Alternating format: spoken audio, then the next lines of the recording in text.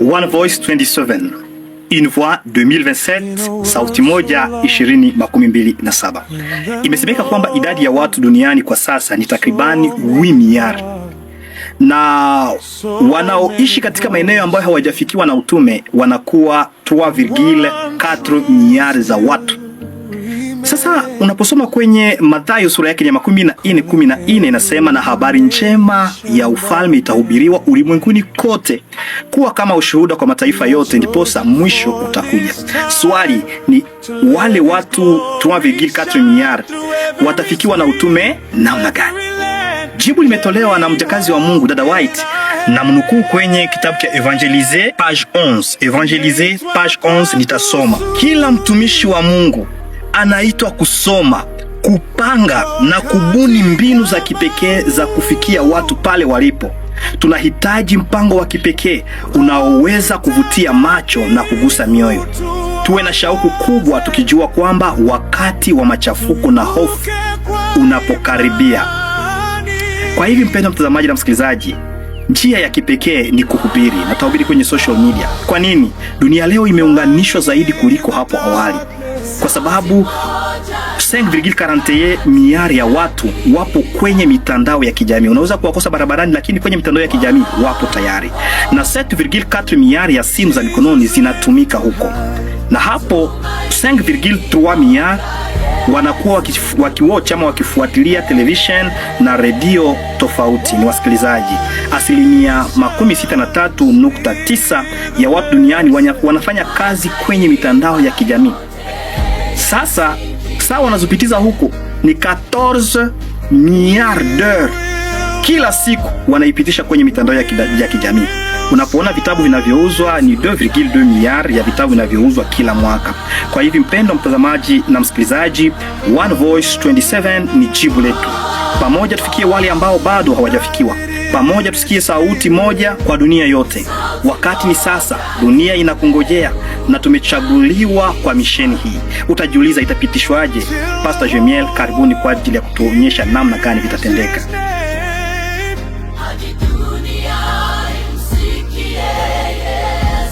Mipangilio ya One Voice ama sauti moja kwa ajili ya utume. Katika programu ya kanisa la Wasabato ulimwenguni, programu hii imechukuliwa kama muda ambao watu wote wataweza kukusanyika pamoja kwa ajili ya kusherekea miaka 2,000 ya ubatizo wa Yesu Kristo. Na wanaposherekea miaka 2,000 ya ubatizo wa Yesu Kristo, kila mmoja atainuka kama sauti moja kwa ajili ya kutangaza habari, na tutaweza kuingia katika platform zote kwa ajili ya kusimama na kutangaza habari inayomtangaza Yesu Kristo kama Masia. Na hapo katika platform zote kama radio, Twitter, Facebook, YouTube, hivi vyote vitatumiwa kama mimbara ambamo tutatangaza jina la Yesu Kristo. Na katika programu hii na kualika kila mmoja aweze kusimama ili tuweze kutangaza jina la Yesu Kristo kama sauti moja, na watu waweze kumjua na wabatizwe kama yeye pia alivyobatizwa. Kwa mwaka wa 2027 One Voice tutasimama sote kwa ajili ya kazi.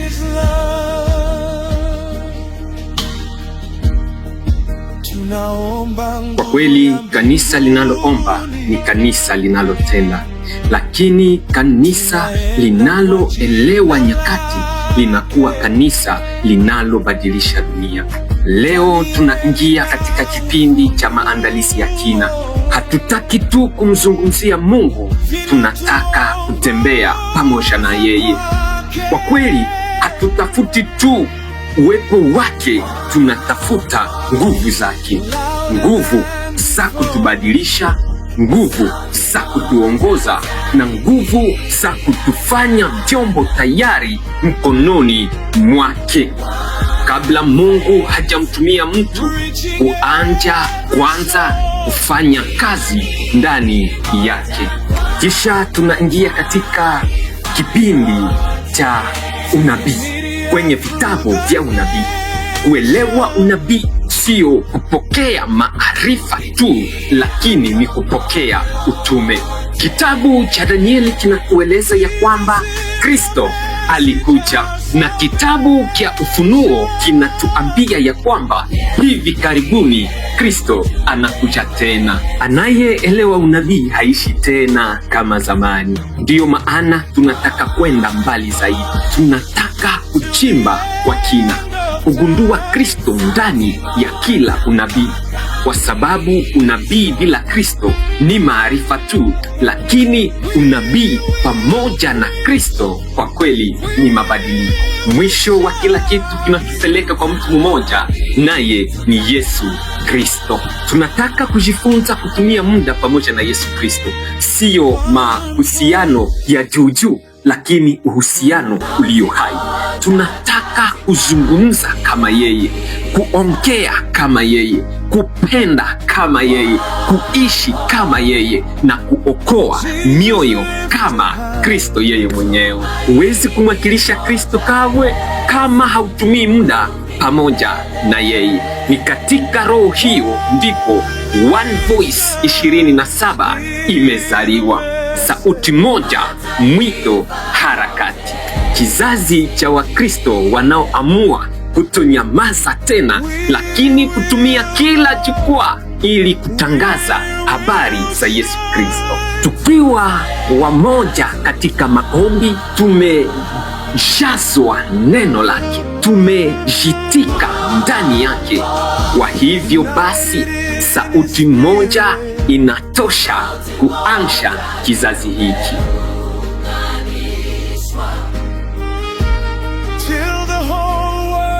Rafiki mpendwa, kitabu cha Ufunuo 14 shairi lake ni la 9. Yohana kaona malaika watatu akipita mawinguni. Yule malaika watatu alikuwa akisema kwa sauti kubwa, na kanisa leo limealikwa, kila mshiriki, kila mtu ambaye amemjua Kristo, tutumie vyombo vyetu, simu zetu, televisheni zetu kwa ajili ya kutumia vitu hivi, tuvitumie kwa ujumla kwa ajili ya sauti moja, kwa kutangaza Masia anayekuja karibuni. Ndio maana makanisa zetu yanatakiwa yawe vyuo kwa ajili ya mafunzo, kwa kuwafunza wanafunzi. Kila mtumiaji anayetumia simu za mkononi, anayetumia mitandao, muda wa kutumia mtandao kwa ajili ya kujifurahisha imekwisha. Ni muda wa kuharakisha kuja kwa Yesu, kwa kutangaza kuja kwake kulingana ujumbe wa malaika watatu. Na kualika baba yangu, mama, kaka, mtazamaji, msikilizaji, wewe mshiriki mpendwa wa kanisa,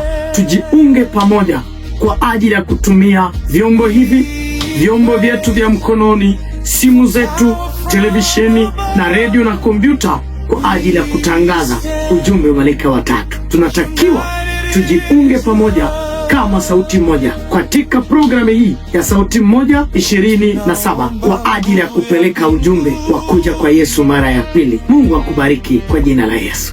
Tunaenda kwa jina lake. Kuhubiri kwa sauti kubwa, tunapaswa kuhubiri kwa sauti moja kulingana na Ufunuo sura ile ya 14 aya lile la 6 mpaka lile la 12. Hivyo basi, wapendwa wasikilizaji na watazamaji, tunapaswa sisi sote tushikamane Biblia na pia tujihusishe kikamilifu katika utume, kwa sababu One Voice 27 sauti moja 27 ni utume kwa watu wote. Pia nachukua fursa hii kwamba tangia tarehe 26 mwezi huu wa 4 mpaka tarehe 9 mwezi wa 5 mwaka huu 2026 kuna mkutano mkuu wa Injili ambao utaendeshwa kupitia majukwaa yote ya vyombo vya habari vinavyomilikiwa na Sabato katika bara nzima la Afrika, na kituo kikubwa kitakuwa maeneo ya pale, mahali ambapo mchungaji Paul Douglas atatoa maneno ya tumaini na faraja kwa bara lote la kwa kipekee na kwa ulimwengu mzima kwa ujumla. Mungu awabariki.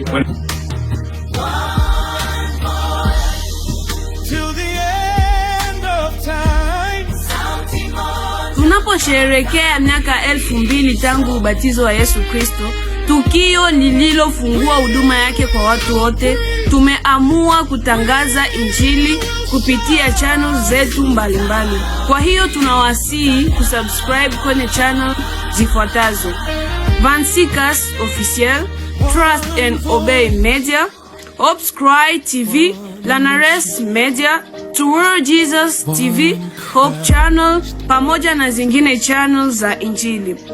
Kushare, kusubscribe, kulike kwenu kutasaidia sana kueneza Injili ulimwenguni pote. Mungu awabariki. Yesu Kristo.